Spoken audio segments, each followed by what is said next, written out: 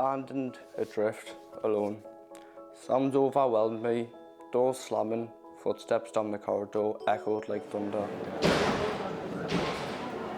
It told me to listen. How can you do that when a million thoughts are running through your head? Those were the days when people didn't believe my ADHD existed. A poem from the heart, because no one understood what was going on inside Cole's head. From GPs to children's mental health services, the family battled for answers. In total, we're probably looking at 6 years fighting of being bounced back, and that was even from primary school. And even though the behaviour was getting worse, the threshold seemed to be going up along with trying to get him seen. I was constantly on the phone or emailing or being back at school to collect Cole because he hadn't coped that day and he was having to be collected. So you're constantly fighting, and that was daily, weekly, monthly, yearly. Because I was always out of class, I did feel very different. And at times they locked us in a room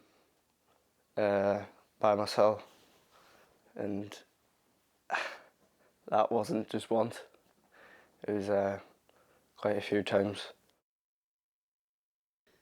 Without a diagnosis, Cole couldn't get an education healthcare plan for extra support at school.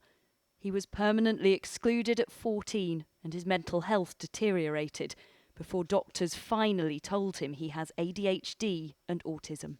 I was starting to self-harm because I was having just constant panic attacks and was just always scared, and I just felt if this is how it's going to be, I don't really want to be here because I don't want to just be scared every day. 250 miles away in Hertfordshire, and another mother and her child were fighting for an ADHD, then an autism diagnosis. It wasn't until Evie had a real breakdown, crisis situation that anyone actually listened.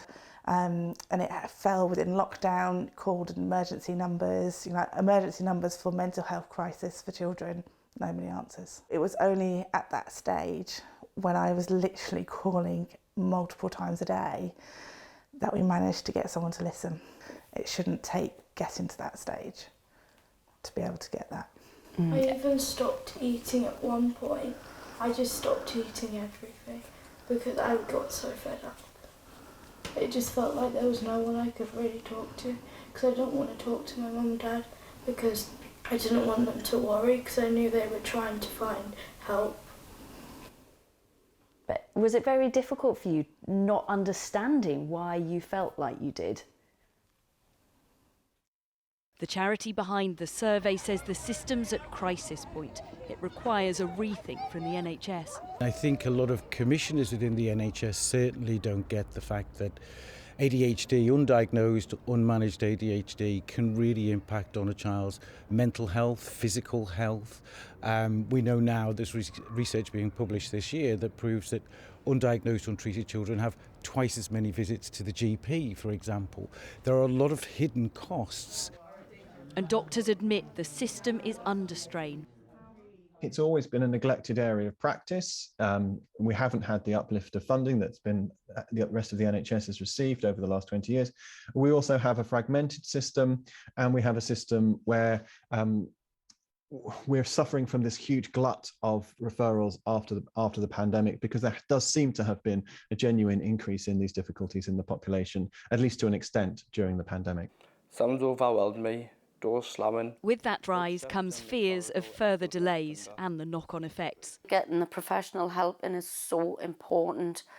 The earlier the diagnosis, the quicker these kids can be helped, the quicker they can get through school, keep an education, move on to live fulfilled lives. Every time I got on the right course, another tsunami threatened to capsize. Cole and Evie's parents understand their children's potential.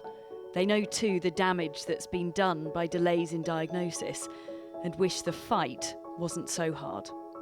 Tessa Chapman, 5 News.